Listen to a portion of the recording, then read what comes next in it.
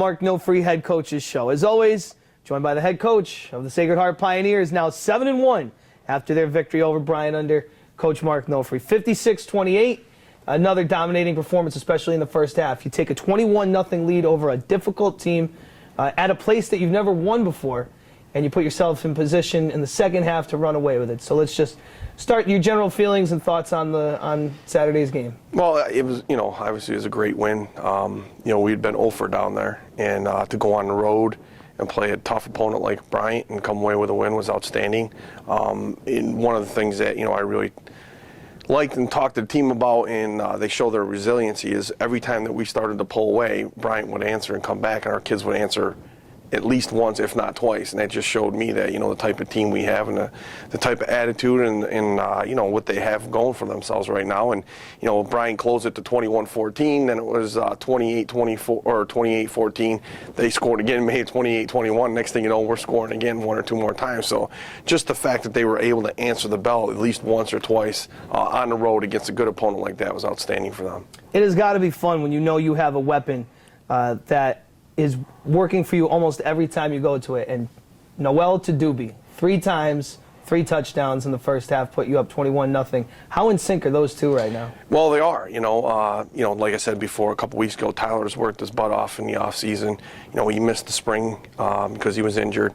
He's come back. He's got probably one of the best set of hands I've seen here at Sacred Heart in all my years. He runs great routes. He's a good football player. He understands the game, and him and RJ are on the same page. But, it also helps when you got Greg Moore and Moses Webb out there, too. 2 guys that can run and, run the slot and get open. And, the screens and the slot and bubble screens for those guys and the seam routes and stuff like that. So it opens up a different look for Tyler, but then you also got, Kashadas is racking up, 150 a game right now. So I think when you're clicking on all cylinders like that, anybody, can help out in terms of who you're going to. But him and RJ right now are just on fire, the 2 of them. You talk about Kashadas, Spence, and the 150 he's giving you. He actually gave you 180 this week, another great effort, another touchdown, and out of the backfield, chewing up, not only chewing up yards, but chewing up time. Mm-hmm. How important is it to have that running game when you get a nice lead, like 21-0 at halftime? A couple things go wrong in the second half, but you go back to that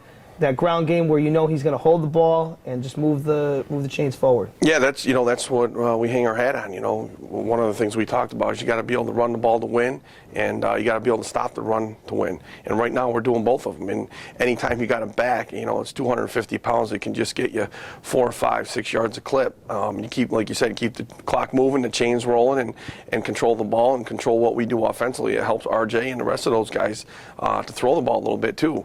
Kashas is a big guy, and you got to account for him. And if you don't have enough guys in the box, obviously, that's a problem. And right now, we're pretty balanced offensively, run, pass, and both things are working. And Coach Bose is doing a great job, coordinating the offense and getting us going, and again, chewing up the clock and moving the chains and scoring points as well. Meanwhile, defensively, you have a couple guys that are really turning into primetime playmakers here in the NEC. J.D. Roussel with a pick 6. Another pick 6 for you guys to go along with 2 from Gordon Hill this year. He leads the conference with 5 interceptions, and it seems that every time you need a big turnover, one of those guys, and this week, in this case, it was Roussel, steps up and gets you the ball back. Yeah, defensively they're playing hard. They're playing fast. They're playing hard. They're playing downhill. Coach Wisman's done a great job with those guys. And, I've talked to some people in the past or before each game, and they're like, your defense is pretty good. They're good, but they're all juniors who've been starting since their freshman year. So they kind of know each other. They've been battle-tested. You take your lumps a little bit as freshman and sophomore. Those kids have been on the field for, 2.5, 3 years now, and they're only juniors, and they're really playing well together and buying into what we're doing. It's been the same stuff that we've been running since their freshman year, and it's starting to pay off for us now. And like I said, when you can make plays on the ball, it's great for your defense, but I think it starts up front, with the guys up front. You talk about Troy and Connor Caveney and Ray Hodson and James Rentz and those guys getting after the quarterback. That's what you want. You want the quarterback to be uncomfortable in the situation, not necessarily throwing picks, but to be uncomfortable, make a mistake, getting sacked, getting knocked down when he throws it. Those things help in the back end. So those guys up front are a big part of those interceptions is the guys in the back end. Obviously, and that guy that you mentioned first was Troy Moore. 3 sacks, 6 tackles for a loss. So he's putting pressure on the quarterback, that kind of pressure you just alluded to, and has been an absolute force on the defensive line. But what about Saturday's performance? 3 sacks and 6. Yeah, that's probably one of the best defensive lineman performances I've seen here in a long time.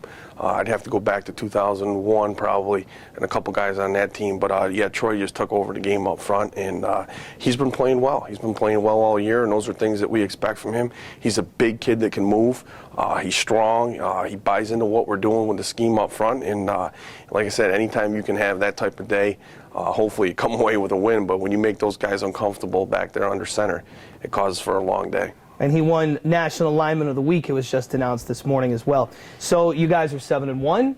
RJ Noel's accounted for 9 touchdowns in the last 2 games. You're good under center. You're good in the backfield. Pressure from the D end. Great secondary. And you're rolling into St. Francis of Pennsylvania this week with a 7-1 record. How do you guys feel coming off of this one? And what do you carry through the week at practice to try to make it 8 out in Loretto this next weekend? You know, we talked about climbing the ladder, 12 straight weeks, no buys. We're taking it one game at a time right now, but now is when it starts getting good. You have 4 games left.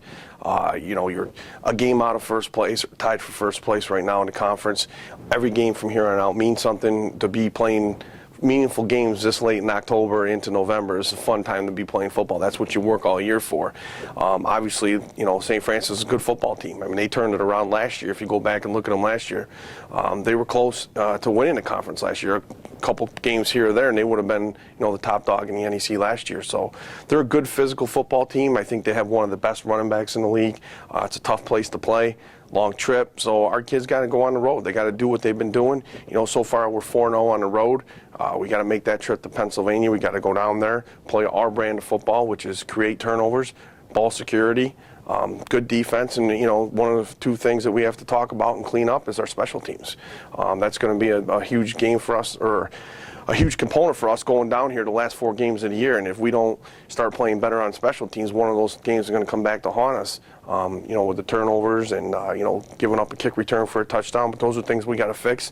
And you could always get better. And right now our focus is St. Francis being able to stop their running back and play Sacred Heart brand of football. It's always nice when you can try to perfect something good and only make it better. And right now 7-1 is where you're at. Trying to make it 8-1 this weekend. So good luck to you guys, and go get them this week. Thanks. Mark Nofri, head coach of the Sacred Heart Pioneers. Again, it'll be the Pioneers going to St. Francis. That's in Loretto, Pennsylvania, Saturday. The call on the Pioneer Sports Network is